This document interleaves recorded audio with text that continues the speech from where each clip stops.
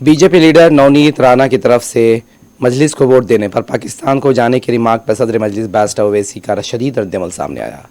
Media से बात करते हुए बैरिस्टर ओवैसी ने कहा कि साल 2014 में जब नवाज शरीफ के घर पर वज़ीर आज़म को लाइटिंग नजर आई तो वह फौरी उस वक्त के पाकिस्तानी वज़ीर आज़म के घर पहुंच गए। वज़ीर आज़म समझते हैं कि हिंदुस्तान में रहने वाले तमाम मुसलमान पाकिस्तानी हैं। बीजेपी और RSS हिंदुस्तान के तनव्वुर और भाईचारे से नफरत करती है। हमें नफरत के इस नजरिए को शिकस्त देनी होगी। तो ऐसा है ना कि 2014 में नरेंद्र मोदी अफगानिस्तान से अचानक नवाज शरीफ के घर में लाइट देखे उतर गए, बिन बुलाए मेहमान, बेगानी शादी में अब्दुल्ला दीवाना पहुंच गए। तो वो क्या था फिर? वो क्या था? इनको जितने मुसलमान नजर आते हैं भारत में 17 करोड़, इनको यही लगता है कि ये पाकिस्तानी है। तो यही RSS की आइडियोलॉजी को हमको हराना है और इनको नफरत है इन लोगों को भारत की प्लुरलिज्म से, डाइवर्सिटी से।